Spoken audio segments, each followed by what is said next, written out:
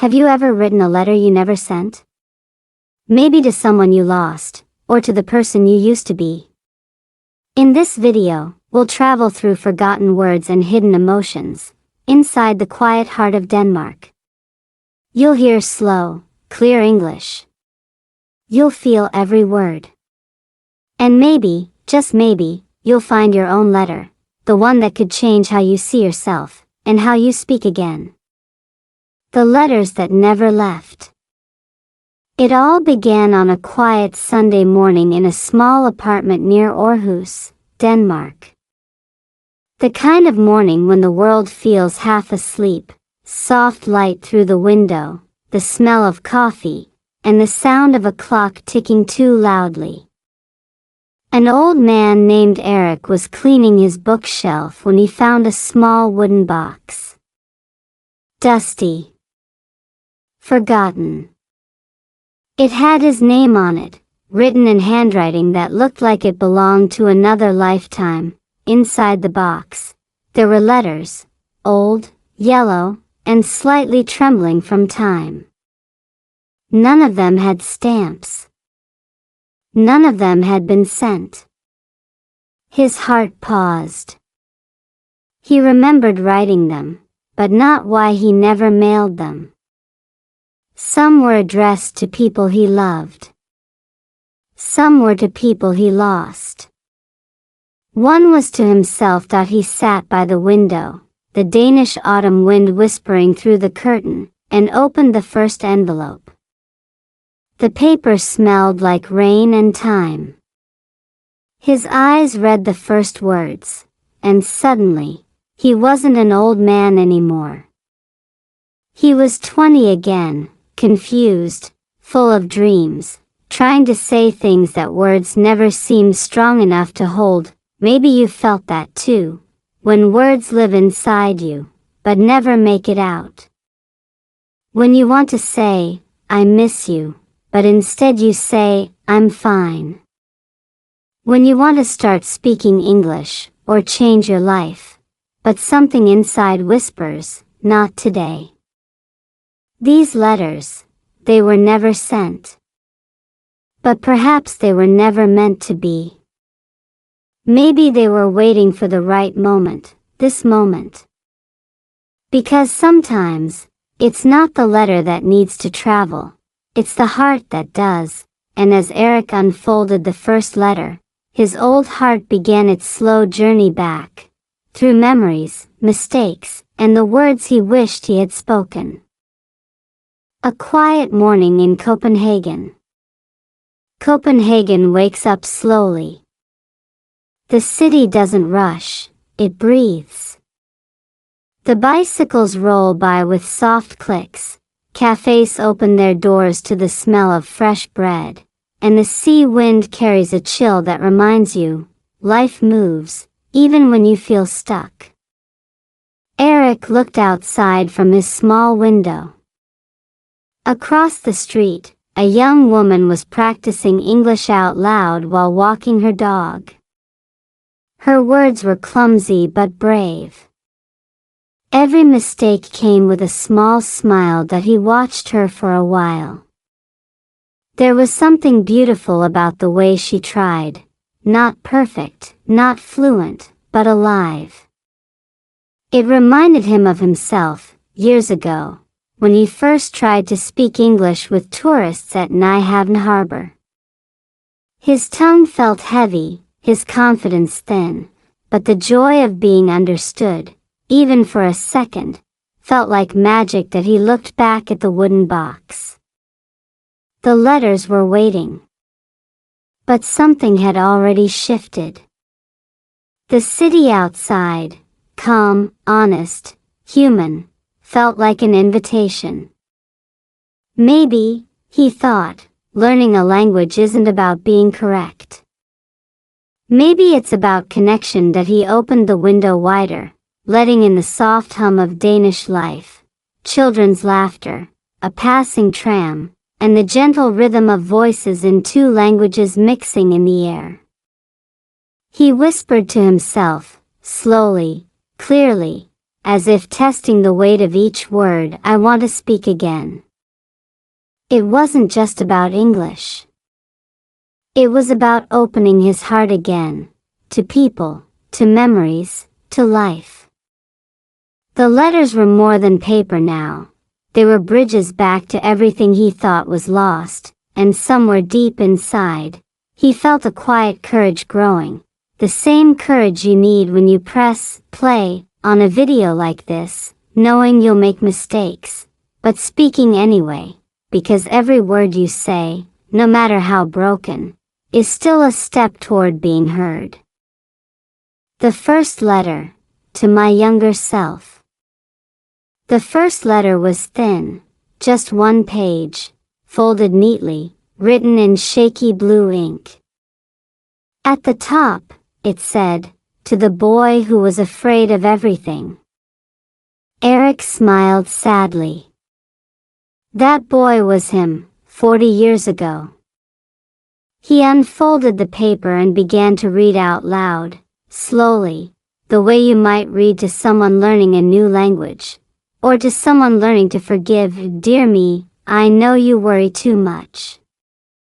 You're scared of saying the wrong word, of sounding stupid, of not being good enough. You wait for the perfect moment, but it never comes. The world will not wait for you to be ready. Speak now, even if your voice shakes." Eric's voice trembled. He remembered those years, standing in class, silent, because his English wasn't perfect. He remembered the looks, the laughter, the feeling of shrinking smaller and smaller inside himself. He wished someone had told him that mistakes aren't proof of failure, they're evidence of courage. That he stopped reading and looked at the words again. Simple, but true. Just like English. You don't need fancy phrases to touch a heart. Sometimes the smallest words, sorry, thank you, I miss you, carry the biggest weight. Outside, the rain began to fall softly. Drops hit the window like tiny heartbeats. He thought about the young people today, learning, doubting, deleting voice recordings because their accent isn't good enough. He wanted to tell them what he wished someone had told him: your voice matters. Even if it's slow. Even if it's broken. Even if it's full of fear. That he folded the letter again, this time with gentleness. Maybe he couldn't send it to his younger self. But he could send it forward, to anyone who needs to hear it. Maybe to you, because sometimes, the first person you need to speak to, is the person you used to be. The second letter, to my lost friend. The second letter was thicker, written on heavier paper, a little torn at the edges. It was addressed to Lars. Eric hesitated before opening it. His hands shook slightly, not from age, but from the memory of a friendship that had vanished without goodbye. Lars had been his closest friend. They met at university, both studying engineering, both terrible at small talk but good at laughing at the same stupid jokes. One night, after too much beer and one careless argument, they stopped talking. No calls. No messages.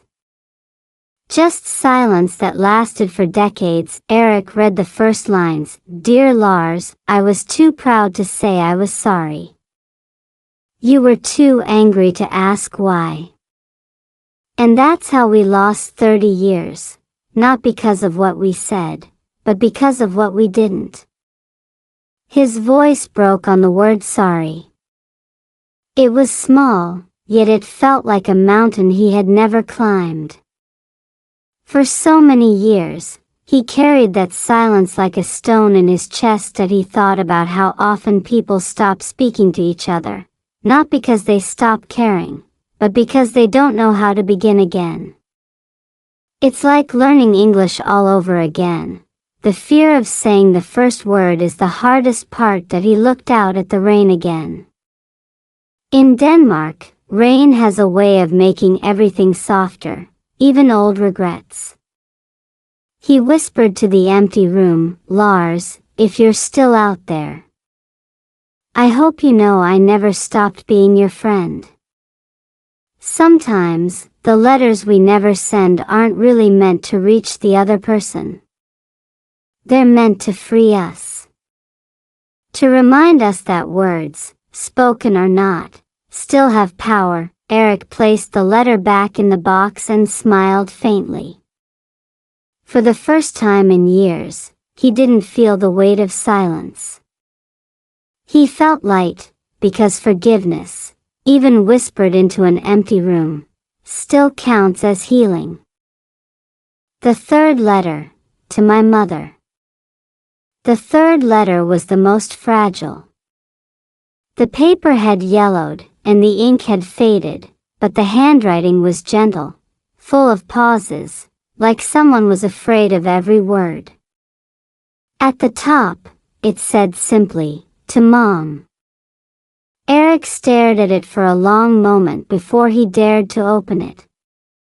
His mother had passed away more than 20 years ago, and he had never told her half the things he wanted to say.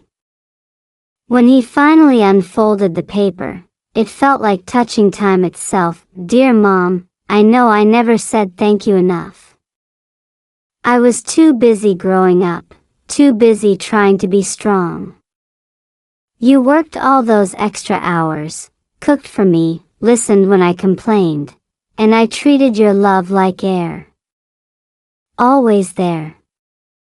Always invisible." He stopped reading. His throat felt tight. He remembered the sound of her voice, her hands smelling like soap and bread, her laugh echoing through their small Danish kitchen. Back then, he had been embarrassed to speak English at home, afraid of sounding wrong. His mother, with her soft accent and patient eyes, always told him, "Just say it, my son. Words are bridges, not walls." He had forgotten that. For years, he had built walls, with silence, with fear, with pride. Now, reading her letter, he realized she had been right all along. "If I could tell you one more thing, Mom," he whispered softly, "it would be that I finally understand. Speaking, in any language, is an act of love." Outside, the rain stopped. A single beam of sunlight touched the table, warming the edge of the paper. He smiled through tears. The letter wasn't sad anymore. It was full of what he could finally say, because love doesn't disappear when words are late.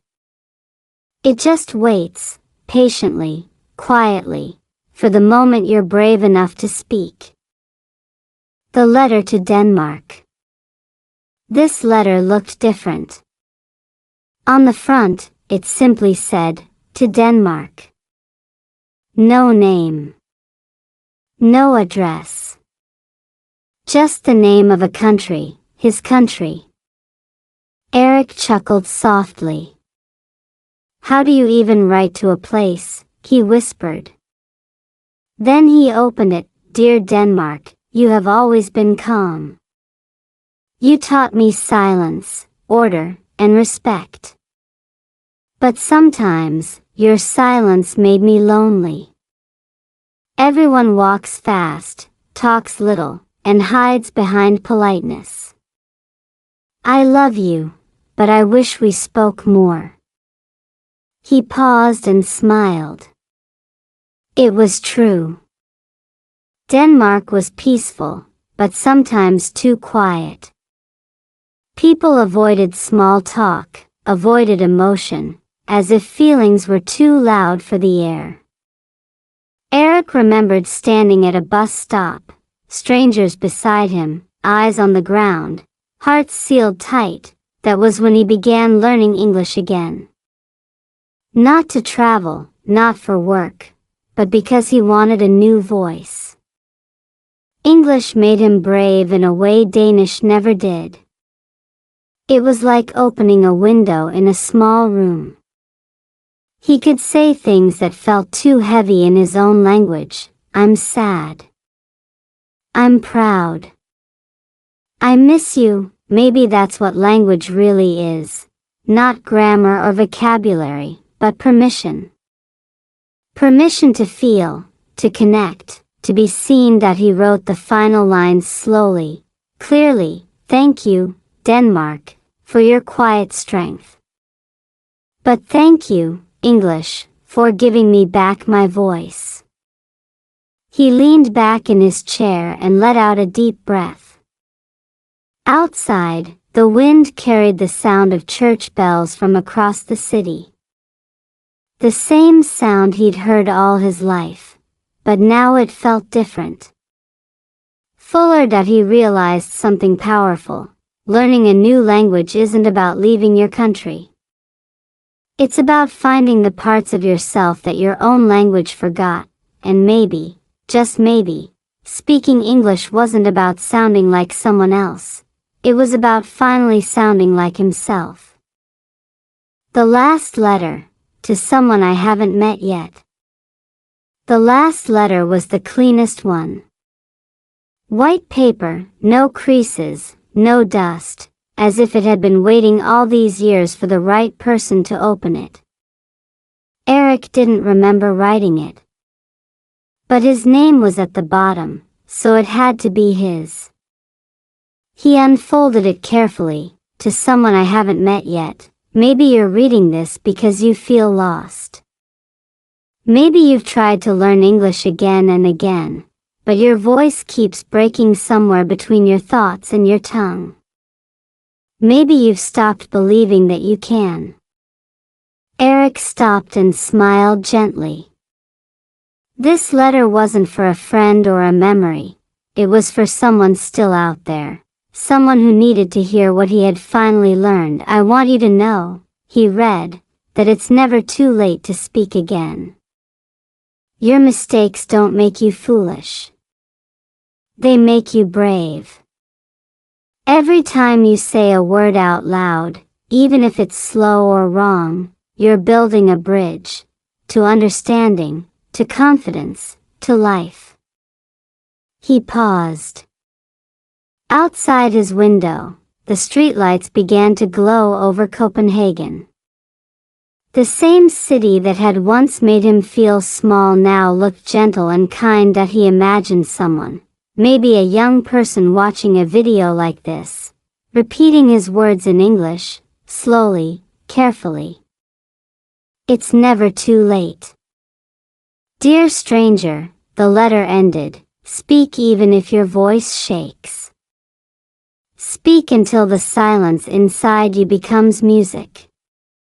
And if you ever feel alone, remember, someone out there, maybe me, is listening. Eric folded the letter, his eyes soft. For the first time, he didn't feel old.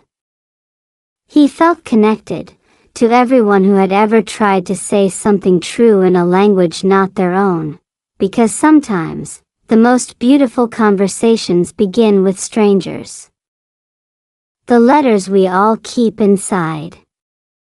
Eric placed the last letter back into the wooden box and closed it gently.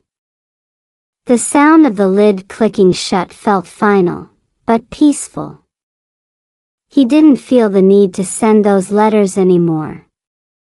Somehow, by reading them aloud, he had already released them into the world. That he looked around his quiet apartment. Everything was the same, the books, the clock, the soft hum of traffic outside, yet something inside him had changed. His chest felt lighter. His breath, steadier. It was as if all those unsent words had finally found a home. That he thought about how strange it was. We all carry letters inside us. Words we never said. Feelings we hid. Regrets we folded and tucked away in invisible envelopes. We tell ourselves, "I'll say it tomorrow," but tomorrow keeps moving. And so we keep waiting, until silence becomes our second language. But the truth, Eric realized, is this: you don't have to send the letter. You just have to speak it. Whisper it. Write it. Learn how to give shape to what's inside. That's how healing begins, not with perfection, but with expression. That he stood by the window, watching the soft lights of Copenhagen flicker over the canal. In that quiet glow, he whispered one last sentence in English, slowly, clearly, as if speaking to everyone listening: your voice matters. Use it before it fades. Because maybe learning English, or any language, isn't about becoming fluent. Maybe it's about becoming honest. About finding the courage to say the things your heart has kept too long. That he smiled, whispering to himself one final thought: the letters we never send still have stories to tell. And somewhere, across the distance, someone, maybe you, was listening, feeling, understanding every simple word.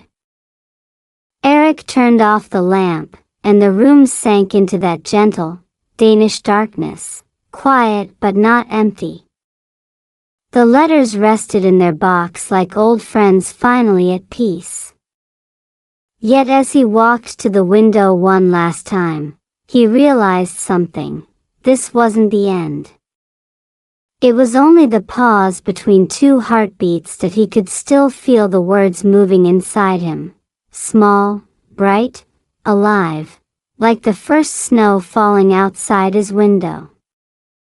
Somewhere out there, another story was waiting to be written, another voice waiting to be heard. That he smiled softly and whispered, "Tomorrow, I'll write one more letter, to the future." Then he turned toward the light, his shadow stretching into the quiet city. Maybe the next story isn't about letters we never sent, but about the words we finally dare to say. In the next episode, we'll follow the story of a Danish girl who finds one of Eric's letters, and how reading it changes her life, one simple English word at a time. Don't forget to subscribe and join me for the next chapter, because every word you learn is another piece of your story waiting to be told.